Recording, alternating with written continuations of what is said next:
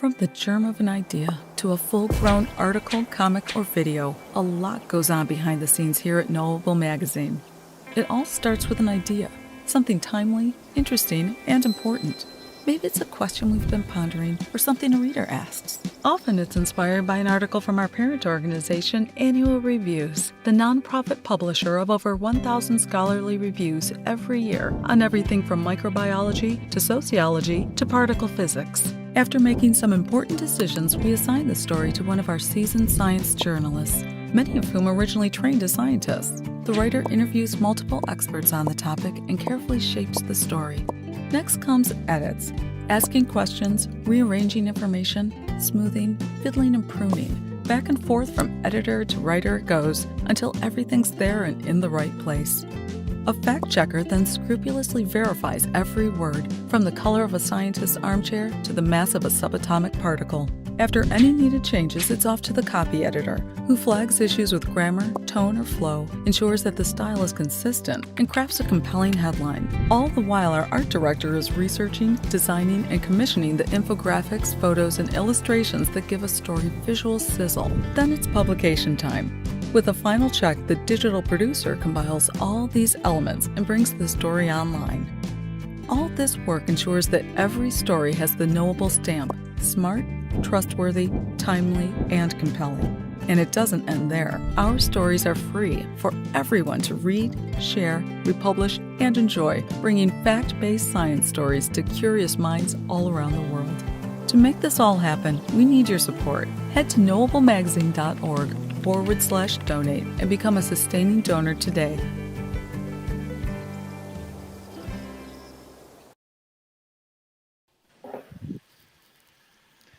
Hello there, and welcome to today's event titled Effects of the Pandemic on the Developing Child. I'm Richard Gallagher, publisher of Knowable Magazine from Annual Reviews and the president and editor-in-chief of Annual Reviews.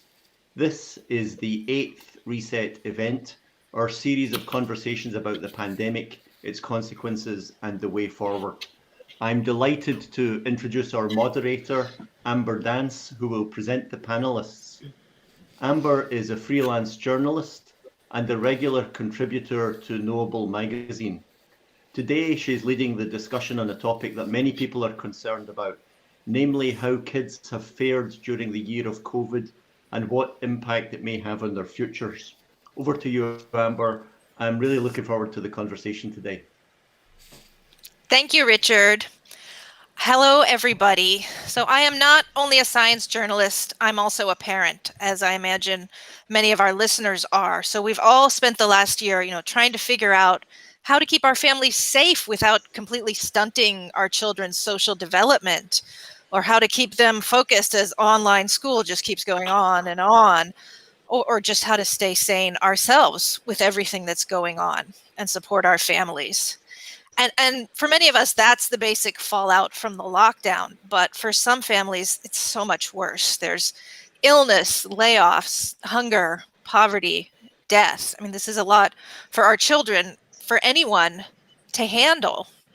So over the next hour, we're going to talk about what children are facing and how it can impact their growth and the development of their bodies and their minds. We'll also consider what to expect as things really seem to be getting better, as restrictions are lifted, as schools are opening across the country, and we're all feeling hopefully a little bit safer. This discussion grew out of a piece I did for Knowable last fall when I had the chance to ask an expert about my concerns. I spoke with Anne Maston, who's joining us today. She's a developmental psychologist at the University of Minnesota.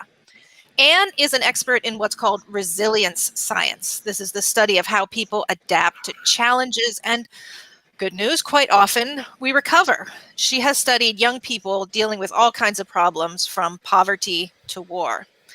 And also joining us today, we have Cynthia Garcia Cole, a professor at the University of Puerto Rico School of Medicine. And she studies how society and culture affect child development, particularly with kids who are minorities or at risk, like immigrant children. And where she's living, she's seen kids face just a series of disasters in Puerto Rico, starting with Hurricane Maria in 2017, going into a series of earthquakes at the end of 2019 into 2020, and then, of course, the pandemic we're all facing.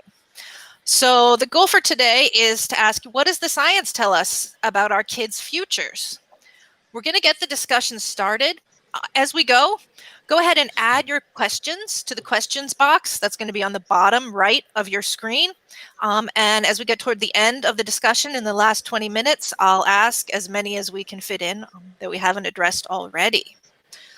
Cynthia, Anne, thank you so much for joining us today to talk about our kids. Thank you for having us. Yeah. As we get started, I wanted to just ask about the children in your own lives and how you've seen them and their families faring. Anne, do you want to get us started? Sure. Well, I have 3 grandchildren, and they've all reacted differently, but it's been difficult for all of them in different ways. They're 3, 4, and 6. And I think that it's been most difficult for my granddaughter, who was in kindergarten when this all started and has been struggling with distance learning for half of kindergarten and a lot of the time in first grade. And, you know, she became more emotional. She did better when she could play with kids outside, but that's tough in the winters we have here in Minnesota. But now, once school went back in person in her neighborhood, she's been doing a lot better. I've seen the same with my son. When his school is open in person, everything just gets better. Cynthia, how about you?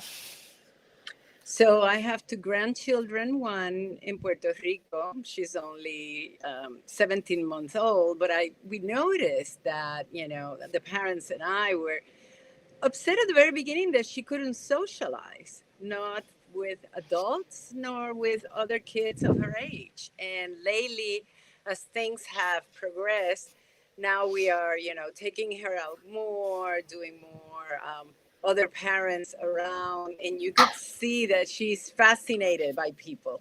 It's like this new discovery, you know, from being sort of her whole life pretty much indoors with her father and mother and myself. The other one lives in Vermont. She's a 4.5-year-old, and just like you were talking, she was delighted to be back at school and see her friends, and that was a big transition for her. Yeah, and it's happening more and more, which is exciting and scary depending on your perspective. That's right. So we're more than a year into this pandemic, and I feel like a lot of us, we've lost sight of what is normal for our children. So can you briefly remind us of what does the science tell us is normal in terms of children's activities and development? Anne, you want to get us started with the milestones? Sure. Well, you know, this varies a bit by culture, but all over the world, we have expectations for children at different ages that reflect what we think about normal development. But children all over the world, you know, when they're very young infants, we watch for them to form an attachment to their parent, to start interacting. Later on, we watch for them to start talking and walking and running. And we hope that they'll start to control their behavior a little bit and listen to their parents. And then there are other important milestones as children go to childcare, go to school, where we expect them to begin to learn something at school, to listen to the teacher, to get along with other children, and so on. And as you get older and older, there are more and more of these developmental tasks that give us a sense that things are progressing okay. And a lot of the systems and activities that support normal development have been completely disrupted by the pandemic. Absolutely. And Cynthia, what about just all our normal routines? Well, I mean, humans love routines. I mean, we as adults love them and we thrive on them. And so do children. I mean, children like to be able to go from one to the other, and that gives them a sense of security in the world. You know, it's something that it's predictable. And that whole thing about routines was completely disrupted by all the changes that we've been going from parents not being able to go to work or losing their jobs or whatever, but children in particularly going to school or daycare centers, or having grandparents coming by or other significant others, on Sundays and stuff like that, whatever it is. So the disruption on all of these daily routines are very important, for us to think about what is the impact of these changes in the developing child. Perfect. Now, Anne, when I first met you, resilience science was a new term to me. So can you give us a little introduction to, how can we look at what happened in the past to inform what we expect from our kids today? Okay, well, even though it was new for you, actually scientists have been studying resilience now for decades, trying to understand how it is that children overcome adversity to develop well and become healthy adults. And many different kinds of adversity have been studied to try to figure this out. People have studied kids who experience maltreatment or lived in an orphanage, children who've been exposed to war and natural disasters, and many other different situations in places all over the world. I think that the most relevant data for the pandemic, even though we haven't had a situation like this in a century, are the many studies of mass trauma disasters and situations like conflict and war that disrupt everything all at the same time. And we've learned from the study of recovery in those situations that kids will eventually do well as conditions are restored for normal development. And the impact of the pandemic, you would expect that it's going to depend on the age of the child, of course, and also the experiences that they have. I mean, how has their family been affected? As you mentioned, some families have had a really rough time simply putting food on the table and taking care of their children or finding a place to stay. And children will also be affected by the loss and illness that they're exposed to during the pandemic, by how long their schools were shut down. In our community, some schools kept going and others were shut down for a very long time. But what resilience scientists are interested in is what makes a difference, what helps kids get through these kinds of situations. And so we've learned over time that if you have enough of the protective factors in place, that kids can manage to do very well. And the resilience of the world around them matters. So for kids depend on their families and how they're doing and their communities. And as conditions are restored and things are operating, and we have some of those routines that Cynthia was talking about, kids can actually adapt pretty well. Some struggle, but often those are kids who were already struggling beforehand. Thank you. Yeah, I found that very comforting when you explained it to me last fall. So let's first talk about these kids who are relatively lucky, who haven't dealt with a ton of illness and poverty and homelessness and so forth. We have all been trapped inside, glued to screens like this for a year and change. Are there any specific or important worries you have about children's physical health, development, mental or physical right now? Cynthia, when we have all those routines and activities disrupted, what kind of impacts are we concerned about? Oh, absolutely. I mean, you mentioned the physical. I know kids who are high endurance athletes who have not been able to practice, people who were going to championships and stuff like that. So I'm thinking a lot about teenagers right now. I know that both Anne and I are very much into the early years, but I would like to think about teenagers. And in those activities, those physical activities, there's the social component to it. So you're not being able to go out and play. You're not being able to go out and do your exercise or your particular kind of sport. Really also curtails the relationships. And I think that my main worry right now is the loss of social contact. For children at the very different stages, the social relationship plays sort of a block for their development. And it's hard to think that we need to really acknowledge with the children about the losses of not being able to be in contact with their friends or playing with their friends or anybody in the neighborhood or anything like that. That social relation is a very important part of children's development, pretty much at any age. Mhm. I want to pop in a user question here. Jackie had asked a really interesting question that relates to this, that we have very young children, like your grandkid, Cynthia, who they've barely ever seen anyone's face without a mask. That's They're right. not getting those social cues, the Ooh, smiles. interesting. Are they going to be able to pick this up later on, or are they sort of missing the window when their brain is ready to learn that? What are your thoughts there? That is a great question. I mean, a lot of our communication is actually through our eyes. So eye contact is a major way of communicating. And you see that when the kids are looking at faces for the first time, they really lock into the eyes a lot.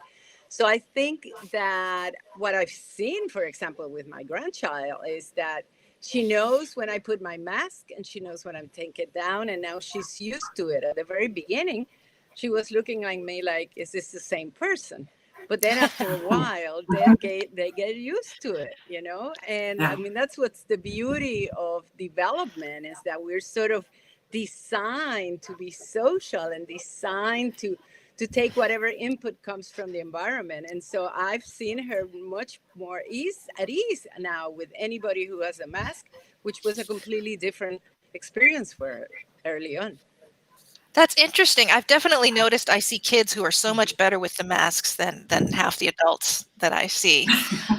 And let's talk about screen time. I know you have kind of a nuanced view, because before we were always being told, oh, screen time is bad, don't let your kids sit in front of the TV. So what does research tell us now about the pros and the cons? Well, I don't think we have a whole lot of research as yet on screens during the pandemic, but I find it kind of ironic that we were all very, very focused on too much screen time beforehand. And yet during the pandemic, the availability of screens has made life bearable. We've been able to conduct school online through screens. We've been focused on entertainment. I don't think many of the people I know haven't watched as many screens for entertainment in their whole life as they did during the past year.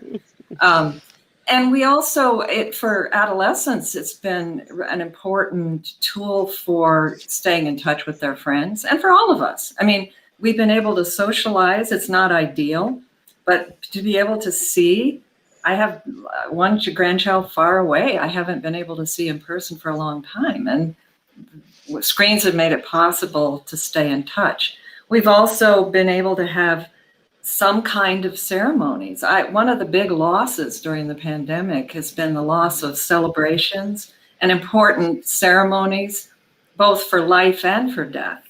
And, although it's certainly not optimal, the fact that we can carry on with some of our most important rituals of life and, gather socially online for all ages to learn, to teach, to be with other people has been really important. I think it's important to keep in mind that screens are a tool.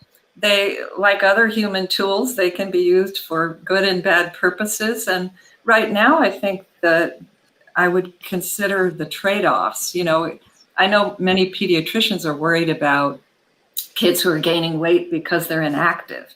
So that would be a screen problem. It's not the screen per se, it's that you're not out there active and playing. And as Cynthia was mentioning, a lot of kids do a lot of running around and sports and things outside, and a lot of that's been curtailed, and that can have some impacts on your health, especially if you're sitting around snacking while you're watching your screen. So certainly there's some issues, but thank goodness we did have screens over the past year, because I think life would have been more difficult without that. Absolutely. Mm-hmm. Yeah, we can be grateful that we can all connect, at least like this. Mm-hmm. So let's talk about emotions. I'm sure each child is going to respond in their own unique way, but based on past studies, signs of kids struggling, what would be sort of a typical reaction to lockdown that parents might see, or what might be kind of a red flag for parents to realize, like, maybe we should seek some additional assistance? Cynthia, do you want to start us off there? Sure, sure. And again, I'm thinking about the adolescents because I've been hearing a lot about adolescents having a really hard time, and actually young adults too. And the red flags would be: is your child really not in contact with anybody socially? I mean, right now we have all the different screen times, as Anne was saying, and all those platforms that we can get. But is your child more isolated than he or she used to be? Is your child showing any signs of depression or sadness or non-interaction, much more than, I mean, some kids, especially during adolescence, don't want to be with their parents. Now they're 24/7 with their parents. And so how does that going to work out? But the question is, are there more than usual staying within themselves, and are they more isolated than they were before, and how can we deal with that? I mean, I've made referrals right now to friends of mine that are psychologists and psychiatrists of kids that the parents are all of a sudden uncomfortable. And I think that for smaller ones, it's the notion you can have, some sort of sign of aggression or destruction of things, throwing things out, that there's a sense of frustration with what's going on. Thank you. And Anne, what do you want to add? What have you seen in children stressed in other situations, and where would you kind of draw the line between, that's how we react, versus, okay, we need some additional counseling? Right. Yeah, that's going to depend a lot on the individual child, and parents know their children the best, kind of what's unusual.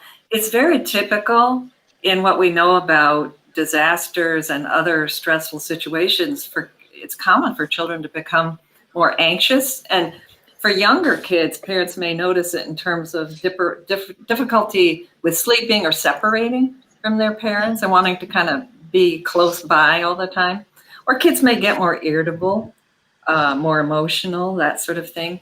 But I would concur with a lot of what Cynthia said, that my concerns would be, when you see persistent isolation or sadness, or, kids acting like they've given up hope that things are going to get better, or they're talking about life not being worth living, that requires parents to take some action. Okay, thank you. So many of our children, they have spent months doing their school from home, which is great for some kids, but for some, very poor results, or we have kids who are not even showing up. Has there been anything like this that's happened before? And what are you thinking in terms of long-term educational consequences for this generation that's had this gap? Anne, do you want to take us there first? Sure. Well, we have not had something on this scale, a global scale like this, where we have so many kids around the world missing out on their education. But it's not uncommon after, for example, a major disaster like a flood, or after Hurricane Katrina or a tsunami, something like that. It's not uncommon for school to be out of session for a while. Disrupted in various ways. And yet, what we've learned is that kids, if you make an effort to help kids catch up, they can recover. But this is an unprecedented length of time for many children. And I think what we need to do is invest in more educational opportunities, more enrichment activities. I think we're probably going to need more tutoring, more summer school. And I'm hoping that the rescue plans in this country and actions taken in other countries to really boost the resources for children will make it possible for kids to fill in the gaps. Okay. Cynthia, how about you? Well, absolutely agree totally with Anne in terms of that we need to be foreseeing when kids come back to school, that it should not be school as usual. right? That there should be all sort of this protective factors created. For example, discussion groups about how was it to be away for older kids. Sort of emotional, I mean, monitoring the emotional life of kids in schools. And I'm particularly worried about kids who have special needs in schools. We have, an alarming number of kids with autistic in the autistic, spectrum, other learning disabilities, ADHD, and all of these things that it's just not opening schools back at the usual. It's opening schools back, thinking about all of these individual differences and all these needs, physical, emotional, and social, on the way of learning. Okay, so really thinking that this has been like a year off, or like a different year, and we need to come up with ways of thinking about how we're going to support kids in, catching up and moving on from the pandemic. Right, because school is so much more than just your ABCs. So let's move into kind of the next section. Children whose biggest problems has been not as many play dates, not as great school. I mean, they're kind of getting off easy, and we have so many children who've dealt with much more severe stresses. And I know, Cynthia, you've been looking lately at what's going on in communities that are Black, Indigenous, people of color. What are you seeing there? I'm seeing that the impact of the pandemic is way more than what we've been talking about. So we're dealing with death of relatives because all of these populations are overrepresented in getting COVID and being hospitalized from COVID and in dying from COVID.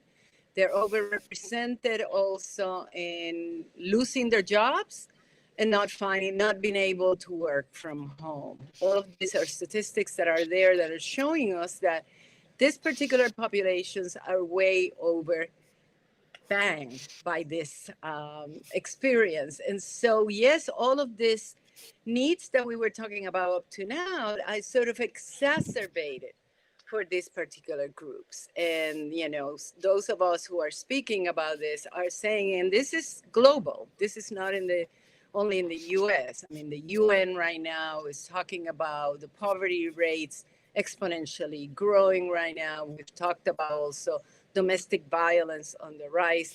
I mean, there are a lot more complications and a lot more negative effects of the pandemic on these groups. And do you foresee more long-term consequences for kids who've been in these kind of families?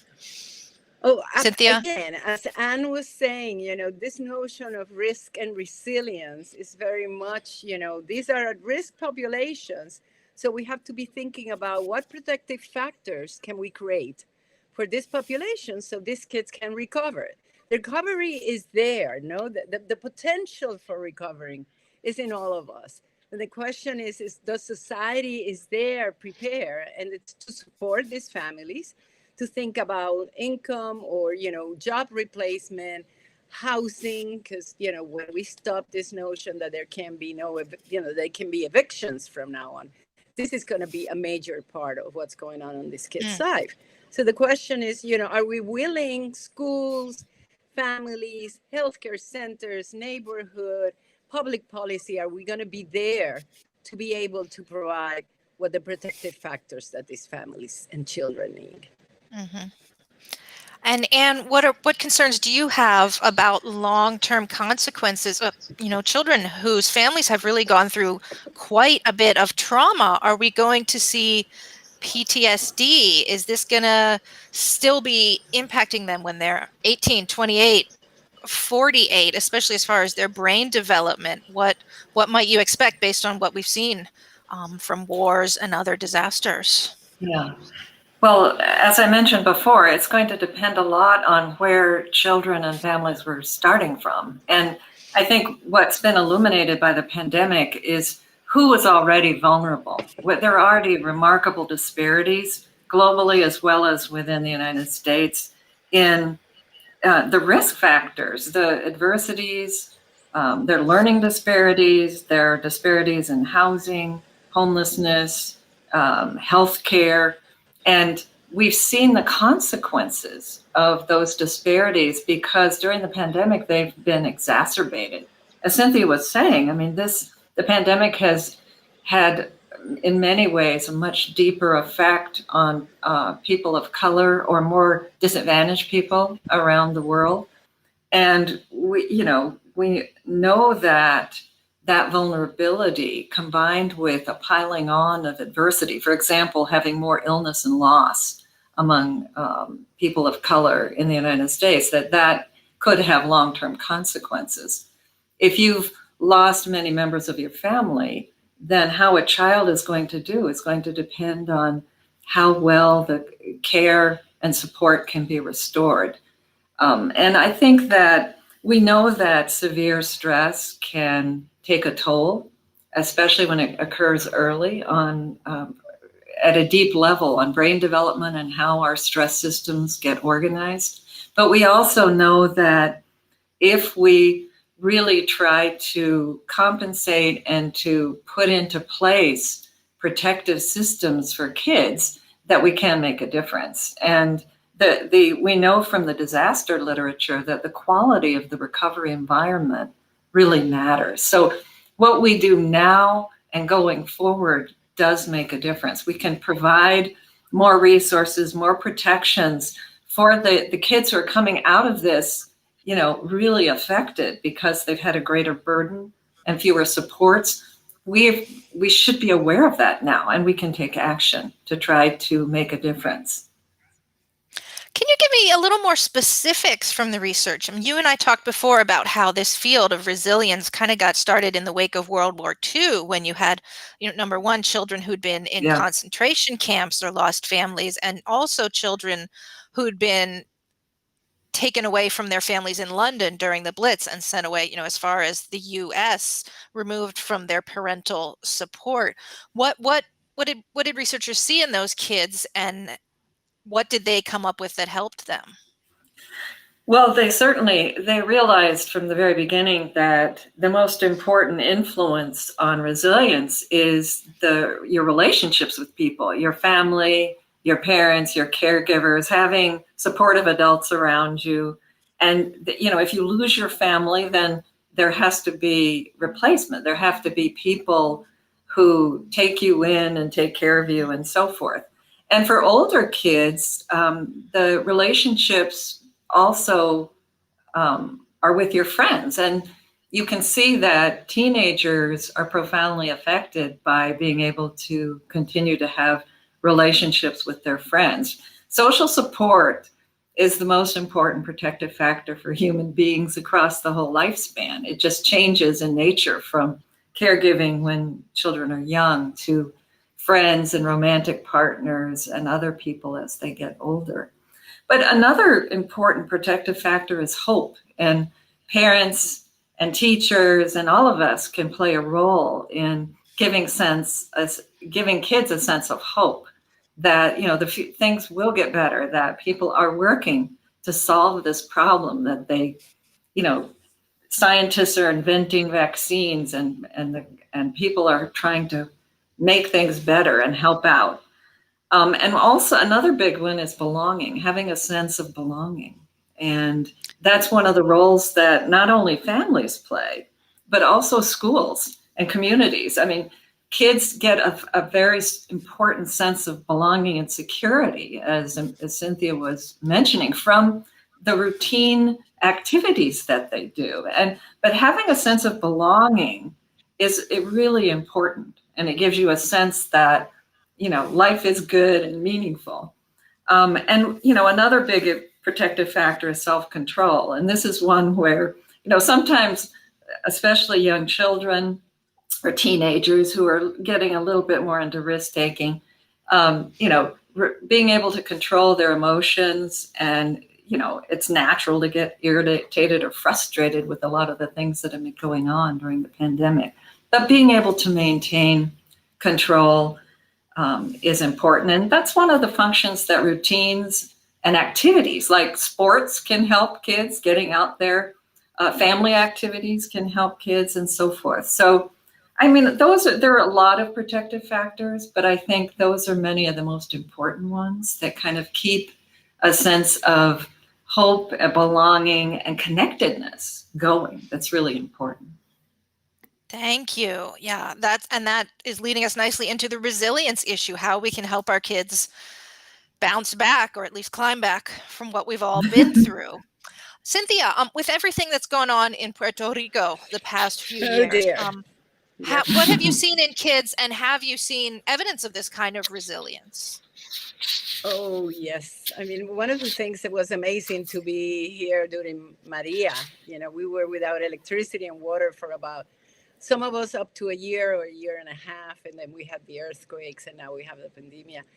And, one of the most amazing things about human beings is their survival strategies and their resilience. And I saw communities getting together, young children and children of all ages working alongside family members. At the very beginning, it was just getting all the stuff out of the roads so we could get out of our houses. But then later on, building projects together. So I think this notion that Anne was saying, this notion of belonging, but having also a sense of purpose, of community purpose, not of group purpose, and really thinking about schools and churches and community centers as places when, as we lift up our restrictions, we create projects that bring about this sense of purpose into the future,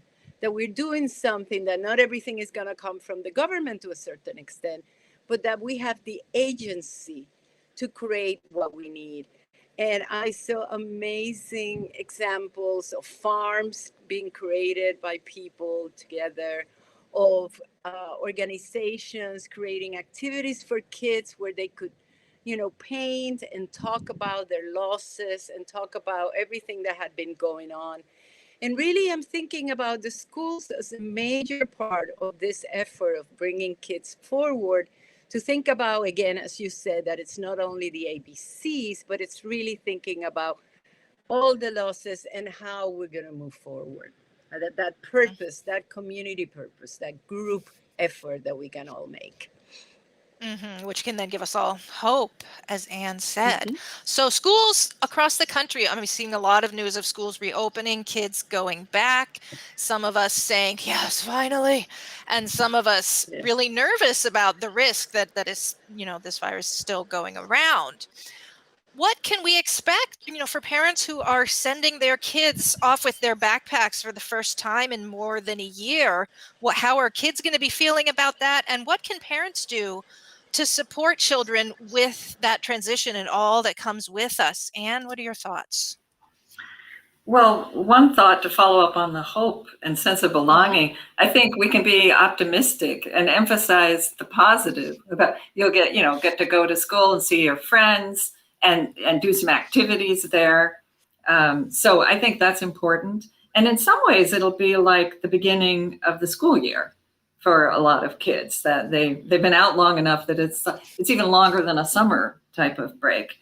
But, I think it's going to vary. Some kids like being at home. They like the distance learning. And down the road, we may see that more schools give some flexibility to kids who prefer to learn that way. But I think a lot of kids, from what I've seen around here as schools started up, they've been pretty positive about going back to school, mainly to be with other kids and get a chance to interact. Thank you. Cynthia, you want to add anything to that? And then we'll get into some questions from the audience.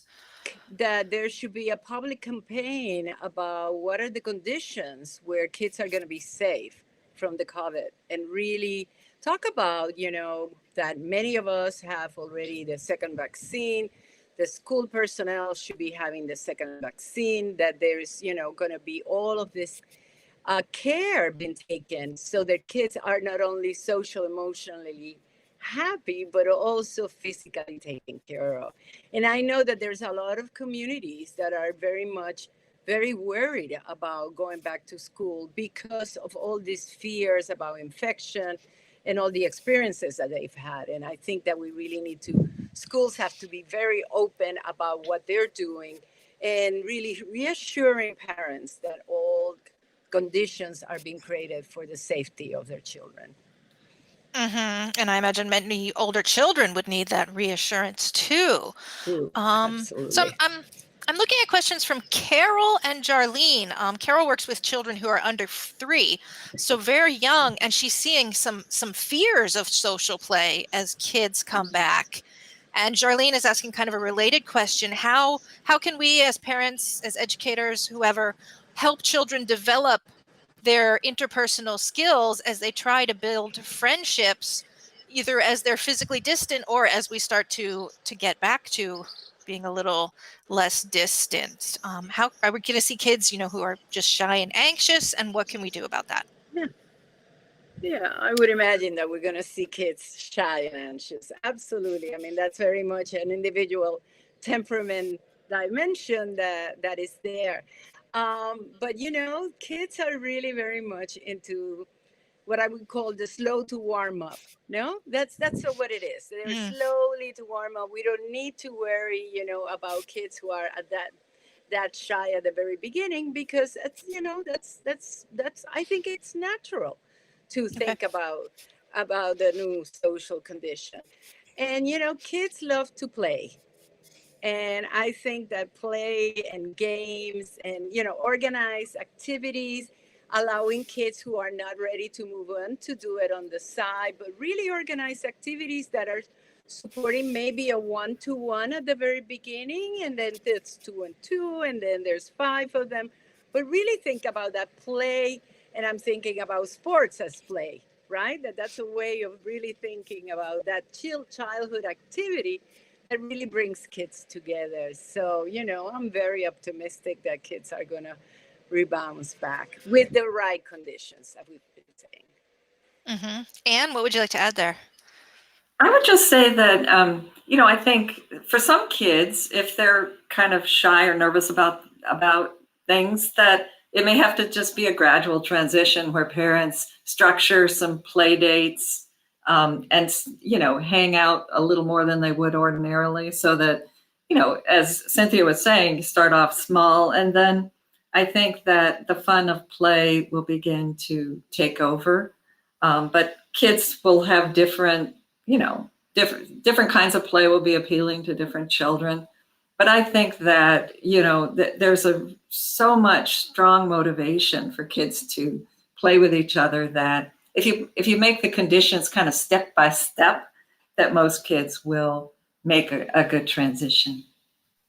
Okay. Yeah, I like that sort of practical tip. And I think more listeners are wanting to hear those really practical tips, some of which, Anne, you and I discussed before, about how to encourage resilience, how to make the environment the best it can be. What can parents do tonight or next week? Just incorporate into their routines, really practical stuff that can make things, that can give their children sort of the best jumping off point to be resilient. Yeah, well, fortunately, I think that building resilience in children is a lot like just raising children. That, as we just parenting, or if you're a teacher teaching, that doing a good job as a parent or teacher is going to naturally build the resilience of kids, and giving them, because if you have a good relationship with your children, and foster that, you will provide those. Okay. We should now. Amber, can you tell me where I left off?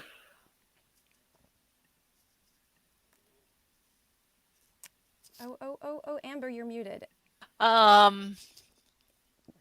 Uh-oh. Can you hear me now? Yes, we can hear you. You're free to go. Sorry about that. Okay. All right. Yeah, Anne, why don't you just sum up the points you made about real, practical things that we can do to promote resilience, even little things like having, an online birthday party or whatever. Right. Well, I think right now it's important that we make an effort to keep routines going, to spend time together to make it possible for our kids to play with other children. And I also think it's important to give our kids a chance to figure out what to do on their own. You know, it's important that kids learn how to handle some challenges too. We don't want to protect them all the time. Kids learn, and they also learn from having to figure out, you know, fun activities for themselves. One of the silver linings I've observed in children around my neighborhood is that they're doing a lot more creative play outside on their own during the pandemic because there aren't as many structured activities. So, you know, there's been a lot of more casual interaction at the playground. And in some ways that can be very good for children to have to invent their own play and get a chance to learn from that. And I think that parents also can listen to their children and talk to them if kids are worried about different things that come up. You know, we are in a very serious pandemic that has caused all kinds of problems. So there are many opportunities to talk in an age-appropriate way and listen to kids and reassure them. But I think a lot of what we do as parents naturally to stay connected to our children, to interact with them, to keep an eye on how things are going, is a lot of what makes a difference during a difficult time like this. Before Cynthia, you make your statement, I just want to remind people that we still got about 8 minutes left to ask any burning questions you have of these two great developmental psychologists here. So do go ahead and add those in your lower right window. Cynthia, go ahead. What can parents do now today to really help their kids? That Anne said that we can overprotect, right? And we can do harm by overprotecting. In our theories in human development and child development, we talked about crisis as opportunities also. And we talk about stress as something, I mean, stress is there for a reason. Stress is there for a reason to make the organism move and act, right? And be able to be proactive. When stress is not good is when it's toxic stress all the time, continuously, without the protective factors that we have talked about.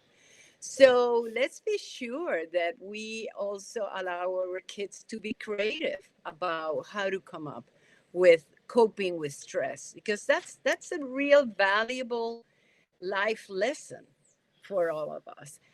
The only other thing I wanted to add was that, you know, in a certain way, we are in an unprecedented times that are asking us to be unprecedented parents. And I also want to be sure that parents receive the support that they need. Parents need support in all of this, but imagine in this particular times, I think that's, you know, support, getting that support for yourself, because the better you do with the situation, the better your kids will do. And I think that's important. I think that's really good advice that may be hard for some of us to implement right now. So we have a question from Blanca about what about when a child has lost their parents or even, you know, anyone close to them? What specific things can the people in their lives do to support them when they've lost what Anne, as you said, is kind of the bulwark for resilience? What do you have specific suggestions that people can do?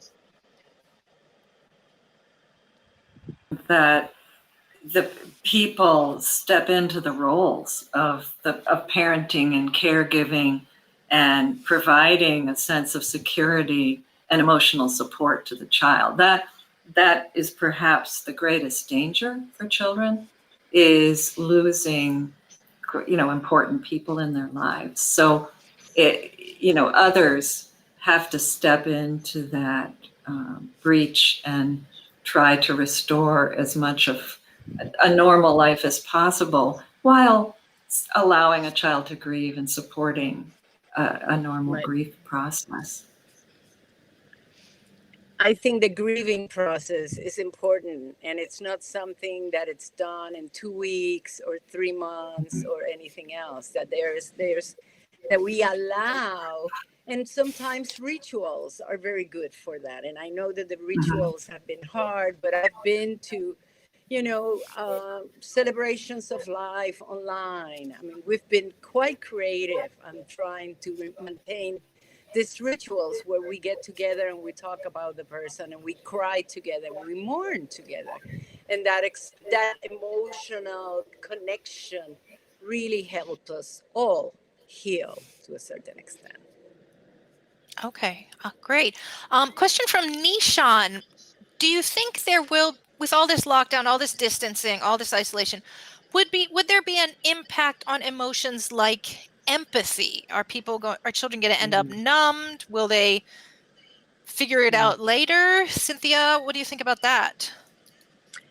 Kids are amazing how quickly they learn, especially in the early years. So I'm always very optimistic that if you provide the environment again with all of these notions of what we need to provide, that maybe empathy, again, emotional negotiation.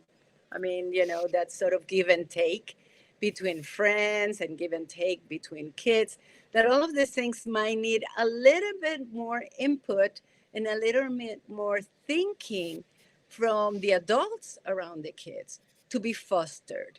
But that then immediately kids get into, again, the routines and the ways of interaction and the rules, learning the rules again about engagement, the social rules about how do we support or we tolerate each other.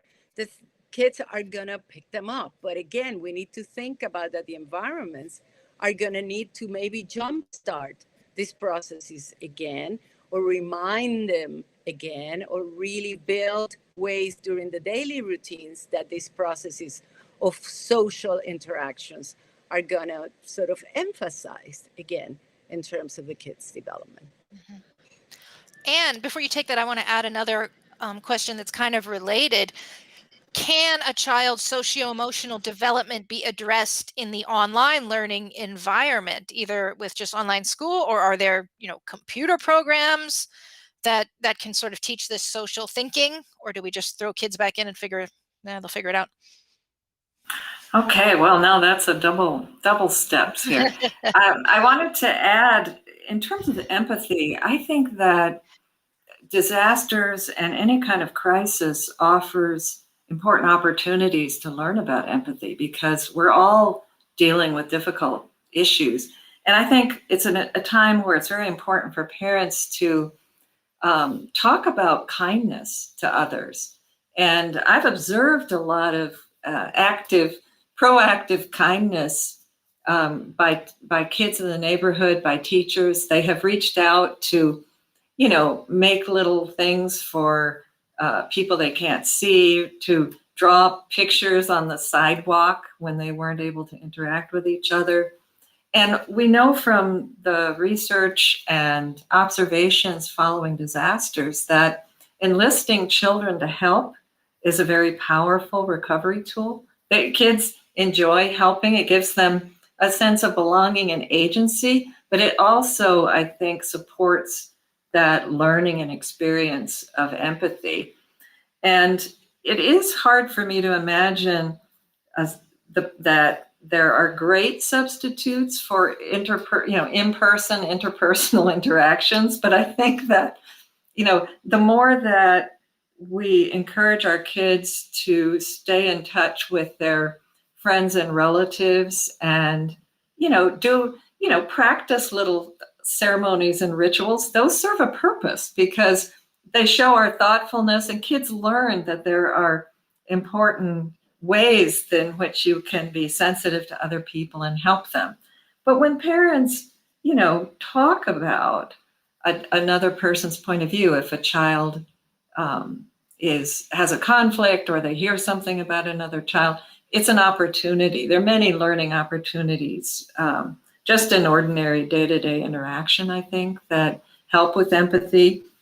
But, we fortunately, we have kind of the global treasure of Sesame Workshop. I think they do a nice job with very young children and helping children to learn about the social needs of others, take other people's perspectives. And they've put out amazing materials for kids in all kinds of difficult situations, kids who are refugees, kids who are dealing with the pandemic. So, some of the material online is quite good for, young children learning about empathy. I think that older kids, that engaging them in rituals, engaging them in activities to help other people is a very powerful way for kids to learn.